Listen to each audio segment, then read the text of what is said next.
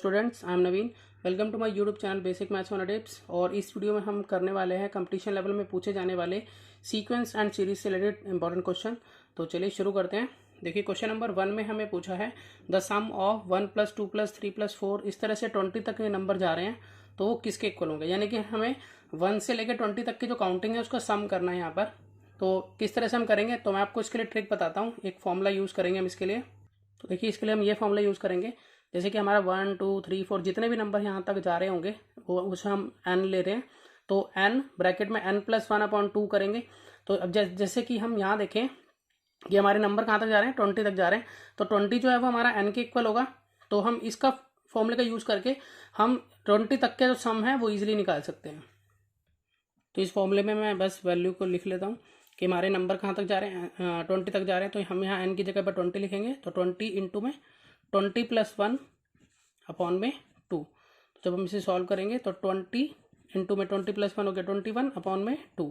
यहाँ से 2 से ये 20 जो है 10 जा पे कट गया, और 10 को 21 से मल्टीप्लाई करेंगे तो आ जाएगा 210। तो इस तरह से हम ये कह सकते हैं कि 1 से लेकर 20 तक का जो सम होगा वो 210 होगा, जो कि ऑप्शन 20 में बिल्कुल राइट है। अब क्वेश्चन नंबर 2 देखते हैं। क्वेश्चन नंबर 2 में हमें सम निकालना है 5 से लेकर 19 तक का। ठीक है, किसके इक्वल होगा ये बताना है हमें। इस क्वेश्चन में हम करेंगे क्या, पहले हम 19 तक का सम निकाल लेंगे कितना होगा, 1 से लेकर 19 तक की काउंटिंग का सम निकालेंगे कितना होगा।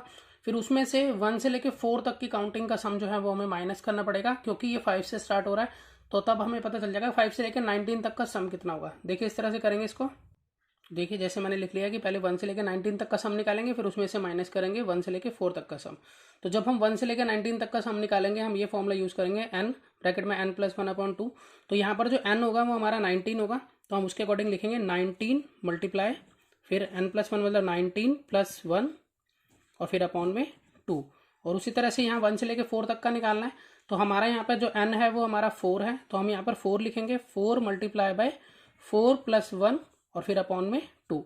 जब हम इसको सॉल्व कर लेंगे तो हमें ये मालूम चल जाएगा कि 5 से लेकर 19 तक का जो सम है वो कितना होगा। तो यहाँ इसको सॉल्व करते हैं। तो 19 इंटू में यहाँ 20 अपॉन में 2, और यहाँ पर 4 इंटू में 5 अपॉन 2। तो 2 से ये कट गया हमारा 10 जा पे, तो यहाँ पर हमारा आ जाएगा 190, जो मैं यहाँ लिख लेता हूँ। और यहाँ पर 2 2 जा 4 और यहाँ पर 5 2 जा 10, यहाँ पर 10 ये आ जाएगा, तो हम लेस करके इसको लिख देंगे 180। यानी कि हम ये कह सकते हैं कि 5 से लेके 19 तक का जो सम होगा वो हमारा 180 होगा। आप चाहे तो इसको मैनुअली चेक कर सकते हैं कैलकुलेटर से, ये आंसर बिल्कुल ठीक है। अब चलते हैं नेक्स्ट क्वेश्चन पर। यहाँ पर ऑप्शन टिक कर लेते हैं। ऑप्शन इसमें सी जो है वो बिल्कुल राइट है। अब देखिए, क्वेश्चन नंबर 3 के अंदर हमें दिया है कि द सम ऑफ 1 का स्क्वायर + 2 का स्क्वायर + 3 का स्क्वायर, इस तरह से 10 स्क्वायर तक हमें इसका सम निकालना है कितना होगा। तो इसके लिए हम ये फॉर्मूला यूज़ करेंगे। देखिए, यहाँ पर 1 का स्क्वायर + 2 का स्क्वायर + 3 का स्क्वायर, ये जहाँ तक भी जाए वो n स्क्वायर मतलब जहाँ तक भी जाए, चाहे 100 तक जाए, चाहे कितना भी नंबर हो, अनकाउंटेबल जितना भी जा सकता है। तो उसके लिए हमारा जो लास्ट टर्म है वो हमारा n रहेगा, यहाँ पर n+1 फिर ब्रैकेट में 2n + 1/6। इसको वैल्यू को रख के सॉल्व कर देंगे जो भी हमारा यहाँ पर नंबर होगा। तो चलिए इसको करते हैं। मैंने यहाँ पर फॉर्मूला लिख लिया है। तो यहाँ पर n जो है वो मेरा 10 है, तो मैं यहाँ लिखूँगा 10 मल्टीप्लाई यहाँ पर 10 + 1 और यहाँ 2 इंटू में 10 + 1, यहाँ अपॉन में आएगा 6। तो यहाँ पर आ जाएगा 10 मल्टीप्लाई यहाँ 10 + 1 11 हो गया, और यहाँ 10 इंटू 2 20, 20 + 1 21 और अपॉन में आ गया हमारा 6। अब यहाँ पर काट लेते हैं इसको, 3 से कट रहा है, 3 से 1 जा और 3 2 जा 6, फिर यहाँ 2 1 जा 2, 2 5 जा 10। तो यह हमारे पास अब बचता है 5 इंटू में 11 इंटू में 7, यानी कि 55, 11 इंटू 5 55 इंटू में 7। तो जब हम इसको मल्टीप्लाई करेंगे तो हमारा आंसर जो है वो आ जाएगा 385। तो यहाँ पर अगर हम चेक करें तो ऑप्शन बी जो है वो इसमें बिल्कुल राइट है। तो अब चलते हैं नेक्स्ट क्वेश्चन की तरफ। देखिए, क्वेश्चन नंबर 4 में हमें कहा है कि हमें सम निकालना है 5 स्क्वायर + 6 स्क्वायर + 7 स्क्वायर, इस तरह से 10 स्क्वायर तक हमें सम निकालना कितना होगा। तो जैसे कि हमने पहले भी क्वेश्चन किया था, अब ये बीच में से हमें सीरीज दी हुई है। तो इसमें हम क्या करेंगे कि पहले हम सम निकालेंगे 1 स्क्वायर से 10 स्क्वायर तक का, और फिर उसमें से हम 1 स्क्वायर से 4 स्क्वायर तक का जो सम है माइनस कर देंगे, क्योंकि यहाँ सीरीज जो है वो हमारी 5 से शुरू हो रही है। तो इसीलिए हम 4 स्क्वायर तक का इसमें से हमें लेस करना पड़ेगा। तो हम इसको इस तरह से लिखेंगे। तो देखिए, मैंने यहाँ लिख लिया है कि 1 स्क्वायर से 10 स्क्वायर तक का सम में से माइनस करेंगे 1 स्क्वायर से 4 स्क्वायर तक के सम को। तो यहाँ पर ये फॉर्मूला मैंने यहाँ लिख लिया है कि ये होता है। तो उसी के अकॉर्डिंग यहाँ पर जो n है वो हमारा 10 है, तो हम 10 के अकॉर्डिंग हम इसको यूज़ कर लेते हैं, यानी कि 10 मल्टीप्लाई 10 प्लस 1 और 2n प्लस 1 अपॉन n की वैल्यू तो यहाँ 10 हो गई, तो यहाँ पर इंटू 10 कर देते हैं, इंटू में 10 प्लस 1 अपॉन में 6, तो यहाँ पर हो गया 10 इंटू में 11 इंटू में 21 अपॉन में 6। और यहाँ पर हमें मालूम है कि सॉल्व करके जो है हमारा आ गया था 385। हमने पिछले क्वेश्चन में भी हमने 10 के स्क्वायर तक का 1 स्क्वायर से 10 स्क्वायर तक का निकाला था, तो वो 385 आया था। तो मैं सीधा इसको लिख देता हूँ, ठीक है। उसके बाद 1 स्क्वायर से 4 स्क्वायर तक का मैं यहाँ निकाल लेता हूँ, जो कि यहाँ पे मैं यूज़ करूँगा 4 मल्टीप्लाई बाय 4 प्लस 1, यहाँ पर 2 इंटू में 4 प्लस 1 और अपॉन में 6। तो ये हमारा हो जाएगा 4 इंटू में 5 इंटू में 4 2 जा 8 और 1 9 अपॉन में 6। तो यहाँ पर काट लेते हैं, 2 2 जा 4 और 2 3 जा 6, फिर 3 1 जा 3 3 3 जा 9, और यहाँ पर 2 5 और 3 की मल्टीप्लाई करेंगे तो हमारे पास आएगा 30, और फिर 30 हम लेस करवाएंगे 385 में से, और यहाँ पर 385 में से हम जब 30 लेस करेंगे तो यहाँ पर आ जाएगा 355। 385 में से 30 को लेस करेंगे तो इसका मतलब 355 जो है उसका राइट आंसर है। तो यहाँ पर अगर हम चेक करें तो देखिए यहाँ पर है 355, ऑप्शन सी इसमें बिल्कुल राइट है। चलिए नेक्स्ट क्वेश्चन की तरफ चलते हैं। देखिए क्वेश्चन नंबर 5 के अंदर हमें निकालना है 1 की क्यूब प्लस 2 की क्यूब प्लस 3 की क्यूब, इस तरह से 10 की क्यूब तक का हमें सम निकालना है। तो इसके लिए मैं फॉर्मूला यही यूज़ करूँगा।